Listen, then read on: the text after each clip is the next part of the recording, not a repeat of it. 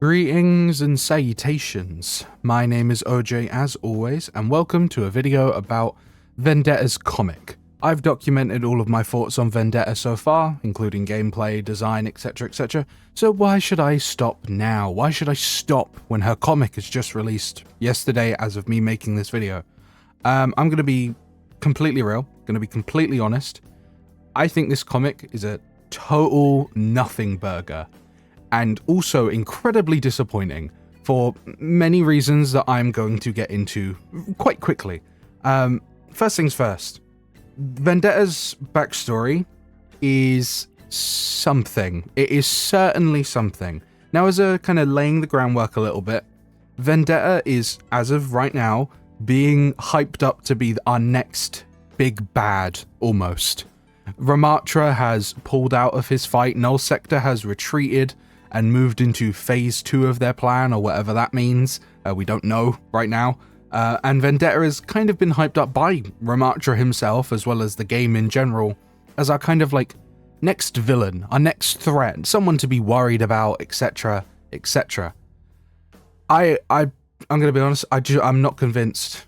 I'm not convinced yet. I still am not convinced. I was hoping that this comic would kind of warm me up on the idea of her being our next big bad, and I am really just not convinced. It's worth noting immediately that I have a bit of a problem with how her attitude is towards, how would you put it, the other threats to her kind of power. This comic seems to take place not too long after Doomfist gets out of prison. Because this is her kind of retelling her life story to some random Talon member that we don't have a name for, actually.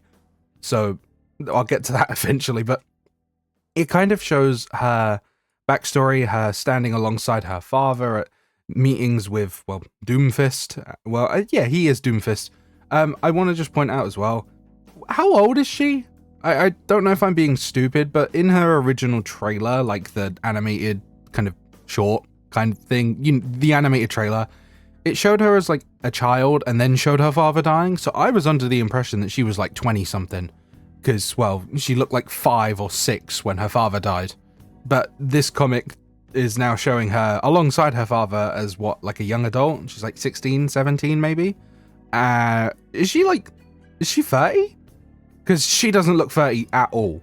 Like, not even remotely close. She looks like early 20s, mid 20s at a push. So again, Overwatch again with ages not particularly matching their characters, because God forbid we sell a character that potentially looks their age or has any sort of defining characteristics or features or anything like that. Hey ho. I'll give it props. One cool thing, in the Retribution comic, so the comic that came out before Retribution, we saw this kind of just random woman planting bombs around an Overwatch base and then blowing it sky high. I like that they've actually revealed that that was Vendetta the whole time. I find it a teeny bit hard to believe because the woman in the original Retribution comic was very white, and Vendetta isn't, but is. For some reason, they keep drawing her really, really white when her in-game model is very tanned. Like, very tanned. Either way. She is most, like, okay, how do I even put this? I was honestly kind of surprised to find out that her anger at the world and her anger at Talon and her anger at, Doomfist, etc., and people like that, like, her anger at Talon isn't actually fueled by the fact that they killed her dad, but more so that they denied her, her inheritance, almost? Like, after her father died, they seized all of her father's accounts, took control of all of his assets, and assumed all of his allies, and Doomfist gave away her rightful place on the Talon Council. Yeah? What did you expect? Like, no offense, you're, just to point out again, Vendetta is here in a meeting between Antonio and Doomfist. She is aware of the company or the people that Antonio is working with behind the scenes. She is aware that her father, despite his obviously upfront as a, fancy businessman, is actually working with a global terrorist organization. She is aware that these are the quote-unquote bad guys. These are the evil people. Almost generically so at times.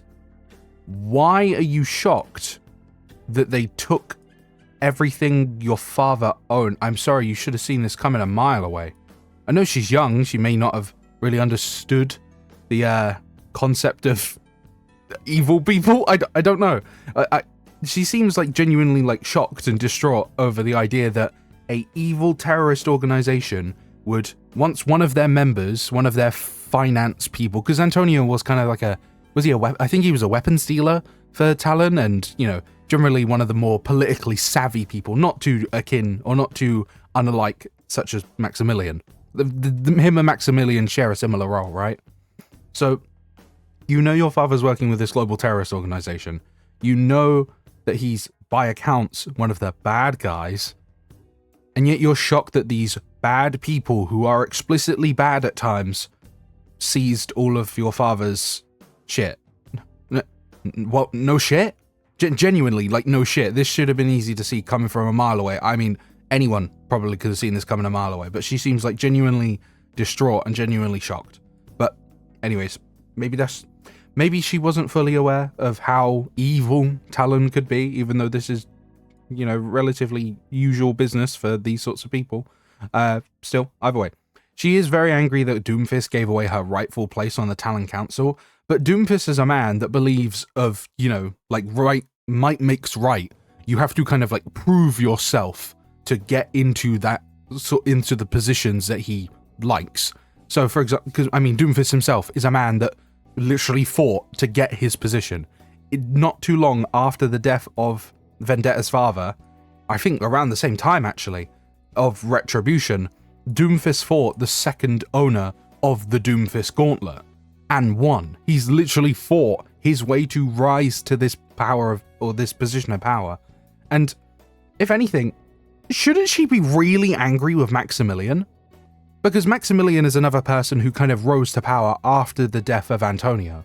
But Maximilian fills damn near the same role as Antonio. He is a man of finance. He is a man of political savviness. He is kind of the businessman of Talon, kind of what her father was doing. So would she be not more annoyed that, because I doubt she would have, you know, I don't know, taken, like, considering what her father did, assuming she did get all of her father's accounts and took control of his assets, blah, blah, blah, she would then become one of the more politically savvy members of Talon. She would become one of the more finance people of Talon. So she should be angry that Maximilian has just like nicked all of that from her. But no, it's Doomfist that she's angry with for taking away the rightful place on the council. Though of course I could be wrong. I could be wrong. Maybe people, or maybe someone else sees something that I'm not, but still, this is how I'm seeing it. This is my opinions, blah, blah, blah. I always like to give my opinions on these things. Now here's where I kind of get a teeny bit annoyed with the gladiator thing. So she makes a thing to say that she would not be easily pushed aside, and there is one place in Rome where even the lowest can rise to rule, and that's of course the Colosseum. Here's a fun fact: the majority of gladiators were slaves. They were slaves who fought for entertainment purposes for the rich. Not many actually really rose out of the Colosseum, all things considered. There's a few stories of them doing so, but the majority of them were slaves thrown in there for entertainment to fight amongst themselves, and they would just simply die. So using the Colosseum as kind of like a spectacle thing of like, oh, the lowest can rise from nothing. Girl, you're not on that lowest level. Like, we don't really get told what she's left with after her father dies. Like, she says obviously kind of stole everything that she was promised. So what did she have left? Like, was she homeless? Was she like just, did she not have a job? I don't maybe I'm stupid or maybe I'm missing something, but still, I don't think using the Colosseum as like an aesthetic thing to show her rise from nothing to power is a good idea, considering again the majority of like gladiators in ancient Rome were slaves. Many a person underneath my criticisms of her design mention that fact, and it's unfortunate that they're kind of just using the Colosseum and the gladiator thing as an aesthetic and not much more, not actually trying to say anything about, you know, the Colosseum and how it was actually used. That's why I think personally, this is going to sound really out of the blue, but I genuinely think she should have been an Omnic. Like, I think a Gladiator Omnic character would have made 20 times more sense, because we know that in Overwatch's universe, Omnics are heavily discriminated against no matter where you go, outside of what? Numbani? That's about it. And we know that Omnics are used as slaves. We know that they are used as slaves for manual labor and the such. So her being, you know, thrown into the Colosseum as an Omnic, to me, would have made more sense. Because obviously you can create the comparison between how, obviously, many of the gladiators in ancient Rome were slaves. But still, either way, we get to see her kind of rise to power in a way. She fights one of the men that we've seen kind of on the billboards. Turns out this isn't an Omnic. I did think for the longest time that like, these were Omnics. They're not. They're actually mech suits, which is kind of cool. I think this might be where people were getting confused, because there was a leak before this comic came out saying that she would cut off Doomfist's arm, and I genuinely think the leaker just might have been tripping, or because that doesn't happen, mind you. It just doesn't happen. I think he might have thought like this guy was Doomfist or something. Sure, I don't even. Either way, she makes a point to say, even here I was underestimated, but again, I don't really see anyone here saying, or anyone like underestimating her. Doomfist's reasonings for giving away her place on the council is probably just the fact that she doesn't really have anything to her name besides being Antonio's daughter. They're not underestimating you because, you know, you have this strength, and they're just underestimating you for nothing. You genuinely don't have nothing to your name right now. Like, the thing to your name was that you were Antonio's daughter, and now he's dead. So, yeah, no shit, you got nothing to your name. And that's obviously the point of this. So why are you making a point to say that you're underestimated? Like, I can't blame the guy in a giant mech suit for thinking he could win against someone in traditional Roman armor. Of course, he does live to regret that decision, of course. Props to her for having this strength and all of that palaver. But either way, I will say something, right?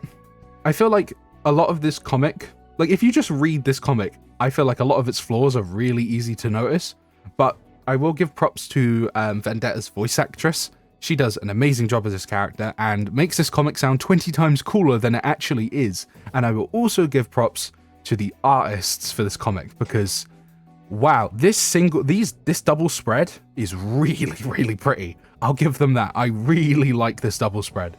But you get to see her kind of rise up through the Colosseo, every fight that she got. She used her winnings to forge a blade worthy of her talents. That's about as much explanation we get for her sword.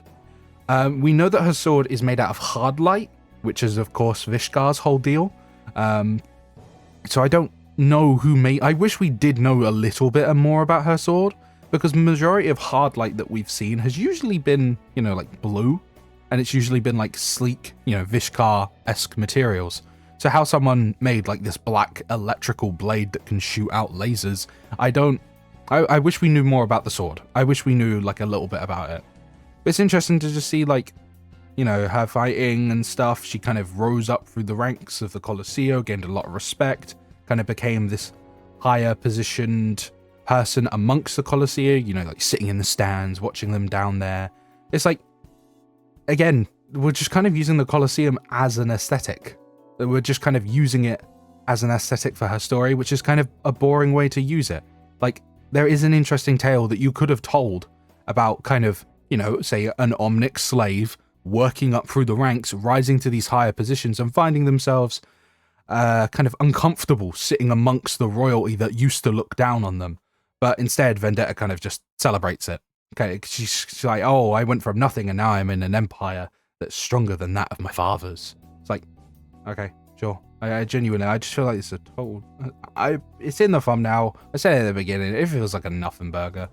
Either way, she managed to... Overwatch managed to apprehend Doomfist, of course, after his fight with Winston, Tracer, Genji, etc. And they attacked the Venice base, and she didn't have the numbers to take on Talon outright. Yeah, no shit. Still, even without Doomfist being there, he is still, you know, Like, even when Doomfist was in prison, we know that he was still communicating with the members of Talon. He was still, you know, in cahoots with them. Like, it's not like because just Doomfist is gone, we don't we don't have, like, you know, someone else in power. Like, the guy that replaced Doomfist once he was out, this guy here, his name's Viali. He's kind of like another one of these business mogul types. And yeah, he replaced Doomfist whilst he was gone for, like, I think Doomfist was gone like 2 years or something. I don't know. This just kind of, again, because we know what Talon can do, a lot of this feels like a no shit. Like, no shit you didn't win against Talon. They're still a global terrorist organization. Like, years passed after that failure and I watched infuriated as the council ate itself alive and brought Talon to ruin. Like, Talon is kind of fumbling right now, but divine comedy as Talon's powers waned, I rose to my peak. Like, they're not that waned though. Like, they're not that behind. They still have some of the strongest characters in the Overwatch universe at the helm. Like, I'm sorry, the main kind of head of Talons consists of Doomfist, Reaper, Moira, Sombra, Widowmaker, Sigma, Mauna. Like, these are really strong people. Sigma especially. Obviously he doesn't fully understand the lengths of his power and he isn't all there, but he is controlling gravity. Mauna and Doomfist alone are big, heavy hitters. Like, we're talking, if we do some power scaling, we're talking like top 5 in the verse, right? I don't know why I'm sorry, like, you just put Mauna on a battlefield. He probably wins a fight by himself against like 200 men. He's stupid. He's not actually stupid. He's incredibly smart, but you get my point. Like, he's stupidly strong. And yeah, it shows us this comic takes place not too long after him kind of returning from, because this shows him killing Viali.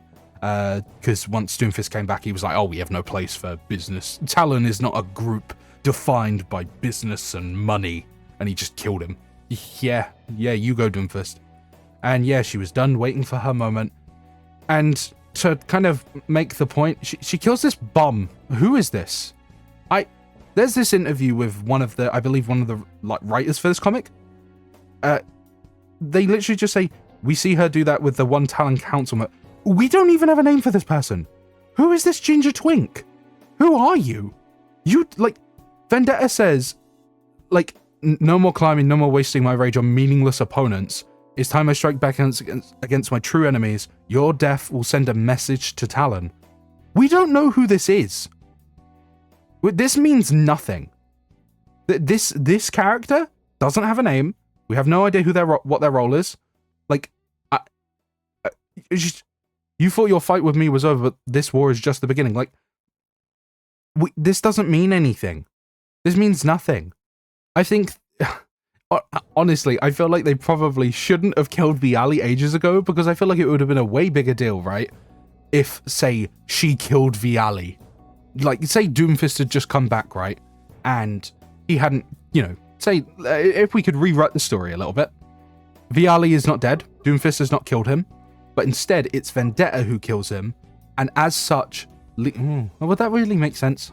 No, I think it could make sense. Because then it would put Doomfist in his position of power, and he is kind of inherently weaker as the kind of head of Talon, because he obviously has more stuff to deal with, and he has to manage a lot more in relation to Talon. So I think, I don't know, if we could rewrite the story, this should be Viali, because killing, you know, the current head of Talon would send a message. It really, really would. But this random ginger twink, this doesn't tell me shit. This doesn't do nothing. This don't tell me anything. And honestly, this is really frustrating, because I'm just thinking, like, we're hyping her up, right, as the next big bad, you know, the thing that comes after Null Sector. I am not excited at all. Not even in the slightest. I genuinely think we're, like, Ramattra, I will obviously talk about more about him once I eventually get to his own dedicated video, but he is my favorite character in the whole of Overwatch. Like, he is easily my favorite character. I think he's unbelievably fantastically written. I think he is one of the most important characters to Overwatch's universe and what it has to say about the way Omnics are treated, the way Omnics should, or the way Omnics respond to a lot of the hatred and racism that they receive. I think he is unbelievably interesting, And by making him a villain, he is outside, like, okay, they actually had to kind of like shoot him in the foot because he was too well written. Like, by all accounts, Ramattra is a good guy. Like, there is, like, it's completely reasonable, right? After experiencing damn near like 5 years worth of just constant racism, oppression, hatred, just on a constant, and your group of people are trying everything they can to do things peacefully, and nothing works. I feel like it is reasonable for Ramattra to eventually look at the finite generation that he lives amongst, seeing all of them dying, and just decide, yeah, no, I'm actually going to have to be a bit violent. Because as nice as it is to do peaceful protests, etc., eventually you do need to get that point across if it just doesn't work after, 5 odd years. Like, Mondata died. Come on, man. He died, and I feel like that may have been a clicking point for Ramattra where he was like, yeah, no, this peace thing ain't gonna work. They're willing to kill the man who is, by definition, the peacemaker of the Omnic people. Like, Ramattra is so interesting, and then they're like, actually, no, he just decides that his Omnic people, his Omnic brethren, he just wants to, like, mind wash them, and, like, they kind of had to shove that in to make him a villain, and it doesn't really connect much to the rest of his character. I know, of course, you have his short story where they try to explain why he would want to subjugate the other Omnics and mind control them. But it genuinely does feel like they couldn't think of a reason that people would see him as a villain, so they just had to throw in, oh yeah, by the way, he just like enslaves all of his people. Like, what the shit. Either way, Ramattra is an incredibly good villain, and now he's kind of stepped back to make way for Vendetta, who I find unbelievably boring. In terms of design, in terms of, like, story, she just doesn't do anything for me. She just feels like a total nothing burger right now. Of course, this is her beginning. She does have the chance to kind of, like, become a really good villain. But Ramattra worked so well because he made such a good first impression. His backstory was justifiable, understandable. There was a lot of reasons to kind of side with him and see the value in what he had to say. He was a very compelling villain, and I honestly wish we hadn't ditched him so quickly.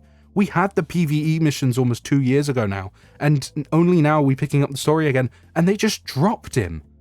It's actually heartbreaking just to see my favorite character have nothing. He just dropped him. Of course, he could come back eventually, because they said he's moving into phase 2 of his plan, but still, nothing. It's just kind of just dropped him like that to make way for a character who's infinitely less interesting in design and story. Like, I'm glad we're kind of focusing on Talon again, because they were, the bad guys for most of Overwatch 1. But this just isn't, I just don't care. Vendetta is just not interesting. She, obviously, and you know what they say, first impressions do mean everything. Ramattra's first impression was a very, very unbelievably well-written short story about his backstory. And then he already had stuff that we had exist, like, because that short story then gave extra context to the Null Sector invasion into King's Row. It gave extra context to, like, his actions in Retribution. Not Retribution, Storm Rising. Like, that short story was really, really good. It really kind of sells you on Ramattra and allows you to see where he's coming from. But Vendetta's first impression, in terms of story stuff, is this. I don't care. This is a nothing burger to me. Like, she's angry at Doomfist denying her, inheritance to her father's accounts and businesses? Like, no shit. But it weren't just Doomfist. It was Talon as a whole. You should be angry at Talon as a whole, but she genuinely feels like almost center-focused on Doomfist and no one else. Like, genuinely, this is not a good first impression. I do have this article pulled up. It came out, like 10 minutes after the comic dropped? And it was kind of a interview with Jude Stacy, who I don't know who that is, actually. Senior narrative designer. Okay. That makes sense. And this doesn't do much for me. Like, there's a message here that obviously, like, it mirrors the way that sometimes women have to contain that rage, like, yeah? Are we trying to write her as, like, a strong woman, a strong female villain? Because if we're trying to make a big deal out of her being, like, a strong female or a strong woman, a strong character, like a woman character, Overwatch is probably not the place to make a big deal out of that, because we've already had 4 years strong women. Genuinely, like, you know, do it right here, right now. Let's pull up the Overwatch character roster with my shitty ability to write. Heroes, Overwatch wiki, sure. In terms of strong, you know, powerful women, D.Va by all accounts is strong in her own rights, rising up through, you know, the streaming ranks, gaming. Xayah, I can't even like try to go through them one by one. I just need to get to her immediately. Xayah, come on, man. She's been in the game since 2016. She's literally the definition of strength. She is unbelievably intelligent. She is unbelievably strong. She is the strong woman. She is the definition of it. And even beyond, even if you wanted to talk about like villains, Moira's been in the game since 2018. You wanted an apologetic, evil woman who isn't afraid to speak what's on her mind? Moira's here. She's been here for years. She is evil. She's pure evil. What do you mean? They wanted to write a villain that was over the top and be dramatic. Like, Moira is dramatic. She is over the top. She is the type of person to kill bunnies for sport and for the sake of science. It's like, Moira's been around for ages. She is the evil woman archetype for Overwatch. Like, what? It's nice that we have, you know, like another. I get the kind of idea, right? That obviously Vendetta is a very loud person. She's very unapologetic, but Moira is also very unapologetic in what she does. Like, I don't get what they're trying to say here. And as you guys know, or if you don't, I am the woker. I love diversity. I love when we get, you know, diverse characters. You know, like I could not give a shit less. Or well, how do I put it? It doesn't really matter to me what a person is. Our main villain could have been, I don't know. Actually, I don't know where I'm going with that. I'm gonna be so real. I don't know what I'm going about. It's just like I don't. The relationship with her father is a complicated one, but is it? Genuinely, please do tell me, because like the most we get to, you know, the most illusion we get for complications is that she says, "Oh, Papa, we didn't agree on everything, but I loved him just the same." Okay, are we gonna show this? Like the best we got is like her father silencing her when she's trying to bring up like some form of discussion at a thingy with Doomfist. Like, what? What do you mean? Complicated? We haven't seen this complication. It's not there. I don't know. I'm lost. Honestly, I'm honest. I'm lost. Like she has a few mentions that she knew. Yeah, it was only a matter of time before his mistakes got up to him. They point that out here. Clever enough to see him making mistakes when she was younger and knew it would be his downfall. Like, you can't just rush into a battlefield wielding a sword, breathing heavily, ready to take on your enemies. But genuinely, like, I don't know. All this comic has really shown us is her doing that. Honestly, like, most of, like, obviously we see her sitting in like the stands and in the fancy position, but it's like everything she's doing here is wielding a sword and charging into battle, fighting. Like, I don't know. I don't know. You need to be able to step off it and speak to someone in a negotiating way, figure out how to make alliances with the right people and know who to have on your side. And we see her do that in the comic with that one council member. Like, what do you mean? She kills him. She uses a sword and kills him. We asked what readers should pay attention to in the new comic. Stacey pointed out that the central spread showing Vendetta's progression as a character was inspired by Roman frescoes. And honestly, this does look really pretty. Like, again, I cannot... there's no negatives when it comes to like the art direction, and you know, the voice actress again is really, really good. I cannot remember her name for the life of me. Somewhere here, Chiara. Oh, you're gonna watch me fail to say a name in real time. Chiara Preziosi? I think that's how you say that. Yeah, she does a really good job as the character, right? Her voice acting is like really good. And again, the artwork for this comic is really, really lovely. But just like, this just doesn't look good. I just, the story stuff here is just not it. I don't care. It just feels like a total nothing burger. Where do we go with this, right? Funny enough, I remember seeing a thing on Twitter, I think it was by Overwatch Cavalry, that Blizzard had opened up the job role for like a lead narrative team thing for like the next 10 years or something. Like a narrative director who wanted to work for, like the next decade to do long-term Overwatch story stuff. The guy that used to do that got fired. He got fired during the Blizzard layoffs, or the Microsoft layoffs. That was an absolute loss. Like, here's a fun fact, actually. That guy that got laid off, who used to do like the long-term story stuff, he wrote Ramattra Reflections. He wrote my favorite short story. He wrote the backstory majority for Ramattra. Bring him back. Please bring him back. Because if you compare this to Ramattra Reflection, it doesn't even compare. It's not even funny. And I am going to compare her to Ramattra because she's being hyped up to be, the next big bad. Like, if we just pull up Reconciliation, right? And then we just go to the comic page. I didn't want to zoom in. Where is the page where it obviously discusses... Like, by the way, again, I can never, ever, like, hate on Overwatch for the comic art. Where is that? There it is. This spread here. I just need to point this spread out. This is unbelievable. I love this shot. This is genuinely fantastic. But, like, yeah. I fear Talon's problems may soon become the world's problems. Hyping her up. And he wants to, obviously, he's pulling out of his fight, etc. Like... But we're hyping her up as, like the next big bad. What is she going to do? She seems more focused on Talon, like taking them out, kind of bringing them down a peg.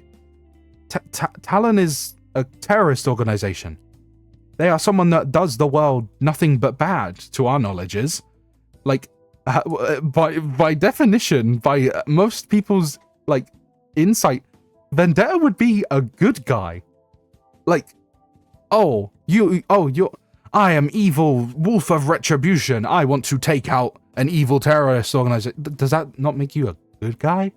I mean, obviously the idea for her is that she would take out Talon just to replace them. But, like, we haven't actually seen her do anything evil, really. Like, fighting people in a coliseum, like, you're both there, that's a consenting ordeal, you're both there to fight each other, right? The worst thing we've seen her do, as of right now, is kill a Talon member. Kill a member of a terrorist organization. Like, okay? okay? Like, wait, you're just doing good things, no? Like, yeah, Overwatch would have just arrested them and put them in prison instead. Like, oh... Some people might say, oh, they don't deserve to die. They don't, like, yeah, but they'll happily kill you if you turn your back, right? So, I don't know, this is just kind of dumb. I just don't understand really what we're doing. What are we doing? Just genuinely. Like, Ramattra is an interest, like, are they trying to do the same thing with Ramattra where that you can kind of, like, see where she's coming from, sympathize with her? Because all I'm saying, I'm like, yeah, no, you're right. Talon is a shithole, and even if you replace them, I feel like anyone could probably be better than Talon. But it's like, how do we actually move this story forward with genuine consequences? Like, but the end all be all of this is that Talon and Vendetta's group kind of go head to head, right? There should be some form of a loss. I feel like her and Doomfist will probably clash in the near future. But how do we actually have that clash without it just being lackluster? They're not going to kill either of them, are they? That's the thing. You're not going to kill these characters. You can't. I mean, you could. You could. You could kill them in story and just, like, and have them still be there in game. Like, or have some bullshit happen. Like, League of Legends is always a good example, funny enough, where they killed Gangplank and actually made him unplayable for 2 days. You could not play Gangplank. And then they revived him and did a story thing, and they obviously gave him his rework and all of that. And it was like, that was really cool. That's a really cool idea. I don't know why no other game has done that before. But it's just like, I think we could do something like, I don't know. Like, I feel like no matter where we go, this story is now just probably going to be lackluster in some way, shape, or form, because the only people we can actually kill and stuff are these random no-names. Like, this guy literally does not have a name. Your Death will send a message to Talon. This guy does not have a name. The only person in Talon that is actually on the chopping block right now is Maximilian, because he's not playable. And the Vishkar guy. Hold on. What's his name? Vishkar Talon member. What's his name? Yeah, Sanjay. Sanjay is on the table for being killed, but it's like Sanjay. No one, unless you're into the lore, no one even knows who this guy is. Genuinely, no one knows who this guy is. So unless you're into the lore, no one knows who Sanjay is. So if he died, most people wouldn't really care. And Maximilian, I don't want Maximilian to die because I want him to be playable because I think he's really, really cool and I really, really like him. But, if they did kill him off and they did it well, it actually kind of like integrated into this story with Vendetta, you know what? I would be okay with it. I could really see the death of Maximilian doing something. Because right now, all he is the guy that gives us like the knockoff version of the Black Market from Valorant, or the knockoff version of your shop from League of Legends. Like that's all he's doing right now. And I do think he's a really interesting character. I wish he was playable. I think we could have some really cool stuff with like gambling and stuff like. All I ever think of is the thing from Ultra Kill where you flip the coin and then shoot it. Like that would fit Maximilian to a T.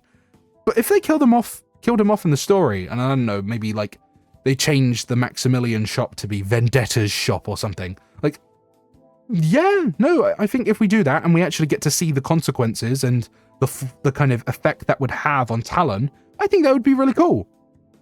But again, right now, that's just not happened yet. And I don't know if they have the balls to do that.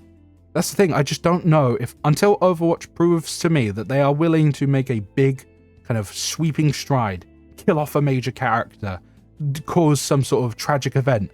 Like, I don't know, say she kind of... I'm trying to think of like non-playable characters who are really important to Overwatch. What if you killed Efi, Orissa's creator? What if you killed Efi? That would be a big deal. That would be like, a genuine thing.